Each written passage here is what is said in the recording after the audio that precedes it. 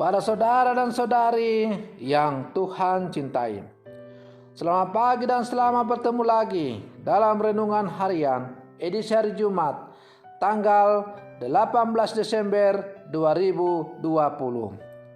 Mengawali hari yang baru ini, kita hendak mendengar dan merenungkan sabda Tuhan. Marilah sebelum kita mendengar dan merenungkan sabda Tuhan, kita berdoa. Dalam nama Bapa dan Putra dan Roh Kudus. Amin. Allah Bapa yang Maha Kuasa, kami ditindas oleh beban dosa karena diperbudak manusia lama. Kami mohon bebaskanlah kami demi kelahiran manusia baru yang amat kami rindukan, yaitu Yesus Kristus Putramu, Tuhan yang kami nanti-nantikan kelahirannya. Bersabdalah ya Tuhan, kami siap untuk mendengarkan. Terpujilah Engkau Bapa, Putra dan Roh Kudus, kini dan sepanjang segala masa. Amin. Para saudara dan saudari yang Tuhan cintai, sabda Tuhan yang hendak kita dengar dan kita renungkan bersama untuk mengawali hari yang baru ini diambil dari Injil Matius pasal 1 ayat 18 sampai 24. Tuhan sertamu. Inilah Injil Tuhan kita Yesus Kristus menurut Santo Matius. Kelahiran Yesus Kristus adalah sebagai berikut. Pada waktu Maria ibu Yesus bertunangan dengan Yusuf, ternyata Maria mengandung dari Roh Kudus sebelum mereka hidup sebagai suami istri. Karena Yusuf suaminya seorang yang tulus hati dan tidak mau mencemarkan nama istrinya di muka umum, ia bermaksud menceraikannya dengan diam-diam. Tetapi ketika Yusuf mempertimbangkan maksud itu, malaikat Tuhan tampak kepadanya dalam mimpi dan berkata, "Yusuf anak Daud, janganlah engkau takut mengambil Maria sebagai istrimu, sebab anak yang di dalam kandungannya adalah dari Roh Kudus. Maria akan melahirkan anak laki-laki dan engkau akan menamakan dia Yesus, karena dialah yang akan menyelamatkan umatnya dari dosa mereka." Hal itu terjadi supaya genaplah firman Tuhan yang disampaikan oleh Nabi.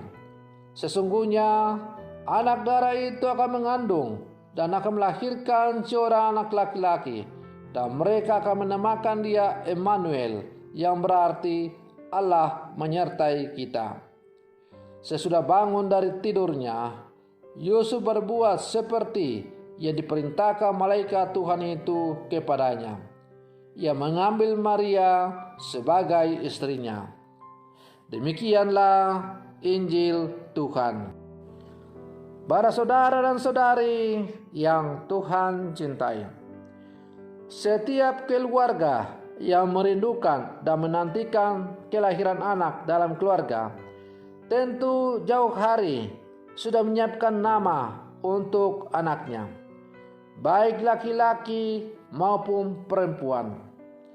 Mereka dalam memilih nama tentu tidak sekedar nama yang bagus dan indah. Mereka memilih nama yang umumnya mencerminkan maksud, doa, harapan, atau untuk mengingat sesuatu yang penting dan bermakna. Para saudara dan saudari yang Tuhan cintai, demikianlah pula nama Yesus jauh hari sudah dipilihkan untuk anak yang dikandung dan akan dilahirkan oleh Maria, istri Yusuf.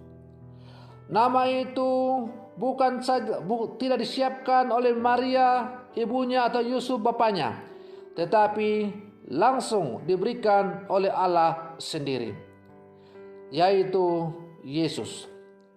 Nama itu mengandung arti bahwa dialah yang akan menyelamatkan umatnya dari dosa mereka. Ia juga akan dinamai Sang Emmanuel, yang berarti Allah menyertai kita. Dengan menyebut namanya, kita mengakui dan mewartakan penyelamatan dan penyertaan Allah kepada kita melalui Yesus Kristus Putra Tunggalnya. Para saudara dan saudari yang Tuhan cintai, maka Sang Emmanuel yang telah hadir dan tinggal di tengah-tengah kita mau menggambarkan kepada kita bahwa Allah tidak pernah meninggalkan umatnya. Ia selalu berjalan menyertai umatnya dalam setiap pergumulan hidup yang dialami oleh setiap umatnya. Karena itu, ketika kita mengalami berbagai pergumulan hidup dalam kehidupan kita, jangan pernah kita ragu, jangan pernah putus asa, jangan pernah melarikan diri, karena Allah selalu berjalan bersama dengan kita. Allah tidak pernah meninggalkan umatnya. Hanya persoalannya adalah apakah kita sungguh yakin dan percaya bahwa Allah mau selalu berjalan dengan kita. Dan karena kita percaya bahwa Allah selalu berjalan bersama dengan kita, maka kita mau mengarahkan seluruh kehidupan kita, seluruh keberadaan kita, seluruh perjalanan kita, seluruh suka duka hidup kita ke dalam kasih dan penyelenggaraan dari Allah itu sendiri. Emmanuel, Allah menyertai kita, tak pernah meninggalkan kita. Ia selalu ada beserta kita selalu. Para saudara dan saudari yang Tuhan cintai, sebagai murid-murid Yesus yang hidup zaman sekarang, kita harus menunjukkan dan menghidupi bahwa Allah selalu beserta kita. Maka akhir dari permenungan kita bersama ini, mari kita berdoa untuk mendoakan semua orang secara khusus mereka yang membutuhkan doa kita secara khusus. Marilah berdoa.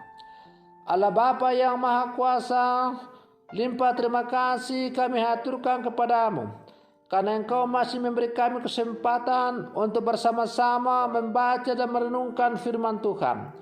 Biarlah firman kebenaran-Mu ini selalu menjiwai seluruh kehidupan kami, dalam setiap derap langkah hidup kami, dalam setiap pergumulan hidup kami, dalam setiap suka duka yang kami alami. Engkau semakin meyakinkan kami bahwa Engkau selalu menyertai kami. Engkau tidak pernah meninggalkan kami, tetapi selalu berjalan bersama dengan kami melalui Putra Tunggal-Mu, Sang Emmanuel, yang selalu berjalan bersama dengan kami. Allah Bapa yang Maha Kuasa, kami berdoa untuk semua orang-orang sakit, di mana saja mereka dirawat, di rumah sakit, atau di tempat-tempat yang lain. Semoga dengan pertolongan rahmat-Mu melalui tangan-tangan para medis, keluarga dan siapa saja yang merawat orang sakit, rahmat penyembuhan tersalurkan kepada mereka. Dan semoga Engkau memberikan kekuatan kepada mereka, agar mereka dimampukan untuk mempersatukan penderitaannya dengan korban Kristus di kayu salib. Allah Bapa yang Maha Kuasa, kami berdoa pula untuk seluruh umat-Mu di pelbagai belahan dunia, di mana saja mereka berada. Secara khusus mereka yang tinggal di kota Jayapura, lebih khusus lagi umat-Mu yang tinggal di wilayah paroki Argapura.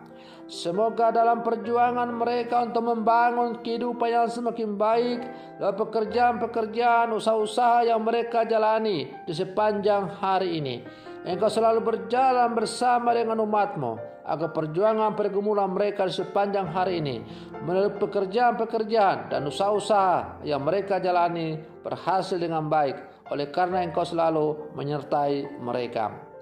Allah Bapa yang Maha Kuasa, kami berdoa juga untuk perdamaian di seluruh muka bumi ini, secara khusus di tanah Papua, lebih khusus lagi di kota Jayapura. Biarlah cinta-Mu selalu menjiwai seluruh kehidupan kami, sehingga kami umat-Mu dimanapun kami hidup dan berada, kami hidup selalu dalam kerukunan, kedamaian, saling kasih mengasihi satu sama lain, sehingga damai sejahtera selalu menjiwai seluruh kehidupan kami di muka bumi ini. Allah Bapa yang Maha Kuasa, Akhirnya turunkanlah berkat-Mu yang berlimpah-limpah untuk kami semua. Dalam nama Bapa dan Putra dan Roh Kudus. Amin. Selamat pagi. Tuhan Yesus memberkati. Shalom.